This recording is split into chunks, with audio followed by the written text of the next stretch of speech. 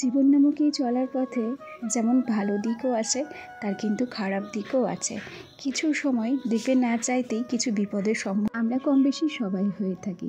তবে কি বলতো, বিপদ না মানুষকে ঘুরে দাঁড়াতে সাহায্য করে। আর কিছু সময় ভালো মানুষের মুখোশের আড়ালে লুকিয়ে থাকা মানুষগুলোকে চিনতেও খুব সাহায্য করে। তাই একটু আধটু বিপদ জীবনে আসাও জরুরি, তবে মারাত্মক বিপদ যেন ঈশ্বর কাউকে না দেয়। যাই হোক, অনেক গল্প অনেক কথা হবে তোমাদের সঙ্গে। তার আগে চলো নিজের পরিচয়টা দিয়ে নিই। নমস্কার, কেমন আছো সবাই? আশা করছি সবাই ভালো আছো, আর আমরাও বেশ ভালো আছি। আমি রিমি। আজকে আমার আরও একটি নতুন ব্লগে তোমাদের সবাইকে অনেক অনেক স্বাগত জানাই। বেশ কয়েকদিন বৃষ্টি হচ্ছে, কারেন্ট ঠিকঠাক থাকছে না। দেখো, প্রত্যেক দিন একটা গোছানো ঘরের ভিডিও তোমাদের সঙ্গে শেয়ার করি। তবে দেখো, গোছানো ঘরের পিছনেও কিন্তু অনেক কাহিনী থাকে। প্রদীপের তলার অন্ধকারটা কেউ আমরা দেখতে পাই না। আমরা সব দিন প্রদীপের আলোটাকেই বেশি প্রাধান্য দিই। ঠিক তেমনই একটা গাছানো ঘরের পেছনেও কিন্তু একটা অগোছালো ঘর থাকে। আজকে সেই অগোছালো ঘরটাই তোমাদের সঙ্গে শেয়ার করলাম। এখানে সমস্ত জিনিস লণ্ডভণ্ড হয়ে পড়ে রয়েছে। তবে ঘর যদি অগোছালো থাকে, আমার মনে একটুও শান্তি থাকে না। আমি সবার প্রথমে উঠে একটা পরিষ্কার পরিচ্ছন্ন গোছানো ঘর দেখতেই বেশি পছন্দ করি। তবে সব দিন তো আর গুছিয়ে রাখা সম্ভব হয় না। কিছু কিছু দিন এমন একটা অবস্থার সম্মুখীন হই, যেদিন কি জামা কাপড় হয়তো অগোছালোই পরে থাকলো। আসলে কয়েকদিন ধরে বৃষ্টি হচ্ছে, বিকেলের দিকটাতেও কারেন্ট থাকছে না। আর এই তাড়াহুড়ো করে কাদা বৃষ্টিতে সমস্ত কাজ করে সারাও হচ্ছে না। হয়েছে বলো তো, গতকালকে একটু রোদের দেখা যখন পেয়েছিলাম, আমার সমস্ত নাইটিগুলোকে ধুয়ে দিয়েছিলাম। আর নাইটিগুলো ধুয়েই আমি বিপদে পড়েছি। তারপর থেকে আর রোদই ওঠেনি। নাইটিগুলো এক প্রকার ফ্যানে শুকিয়েছি। বাইরে যে মেঘলা আবহাওয়া ছিল, একটু হাওয়া টানছিল, তাতে কিছুটা জল ঝরিয়েছি। এরকম করতে করতে নাইটিগুলো শুকোতে আমার ভীষণ দেরি হয়েছে। আর সেগুলো তখন একত্রে করেই আমি কিন্তু ভাঁজ করে দড়িতে রেখেছি। আর তারপর সুন্দর করে আলনাটাকে আমি গুছিয়ে নিয়েছি। ব্যাস, আলনা খাট এগুলো ফ্রেশ থাকলেই আমার মনটাও সত্যিই ফ্রেশ থাকে।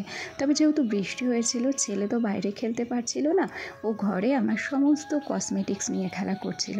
তাই আলনার উপরটাও অগোছালো ছিল। আমি সেটাকেও কিন্তু সুন্দর করে গুছিয়ে নিয়েছি। তাই সকালের বাসি কাজগুলো তোমাদেরকে কোনো কিছুই শেয়ার করিনি, রান্নাবান্না থেকেই ভিডিওটি করেছি। আর জানো তো, যেদিন আমার কাজের প্রেশার একটু বেশি থাকে, সেদিন রান্নাটা একটু শর্টকাটে করারই চেষ্টা করি। আজকে একটু পটল ভাজা করেছি, আর সেই সাথে ডালটা তো সোমবারা বসিয়ে দিয়ে এলাম। আর এবার সোজা চলে এলাম কলের পরে। টুকিটাকি থালা বাসন রয়েছে। আমি এক গাদা থালা বাসন করে মাজা ঘষা করতে বেশি পছন্দ করি না। অল্প অল্প থাকতেই থালা বাসন ধুয়ে মেজে নিই। তাতে করে আমার সমস্ত কাজ সামলাতে কোনো সমস্যা হয় না, জানো। যাই হোক, গল্প করতে করতে আমার কিন্তু থালা বাসনগুলো ধোয়াও হয়ে গিয়েছে। আর এই তো দেখো, ডালটাকে আমি নামিয়েও নিয়েছি। ডালটা নামানোর পর গামলার কোনাগুলো সুন্দর করে কাপড় দিয়ে মুছে নিলাম। আর এই তো দেখো, এদিকে আমার বরের জন্য কিন্তু ভাতও বেড়ে নিয়েছি। সাথে একটু ডাল সেদ্ধ রেখেছিলাম, পটল ভাজা আর ডাল দিয়ে আলু দিয়ে রান্না করেছিলাম, সেটাই ওকে খেতে দিয়েছি। আর তারপর সোজা চলে এলাম ঘরে। মোটামুটি আলনাটা তো গোছানো হয়ে গিয়েছে। আর এবার হচ্ছে বাকি ছিল বিছানাটা। এই বিছানার চাদরটাও বেশ কিছুদিন পাতা হয়েছে। সাদা বিছানার চাদর তো একটু নোংরা হচ্ছে। তবে যেহেতু আবহাওয়া একদম খারাপ, তাই ভাবছি এখন আর বিছানার চাদরটা ধোয়া যাবে না। বিছানার চাদরটা যদি ধুয়ে দিই, তাহলে দেখা গেল শুকোবে না। আর সেক্ষেত্রে সাদা চাদর না শুকোলে না একটা তিলে পড়ার সম্ভাবনা থাকে। তাই ভাবছি কদিন থাক, যখন আবার সুন্দর করে রোদ উঠবে, ঠিক তখনই আমি বিছানার চাদরটাকে ধুয়ে দেব। চলো, গল্প করতে করতে বিছানার ধারগুলো সুন্দর করে গুজে নিলাম।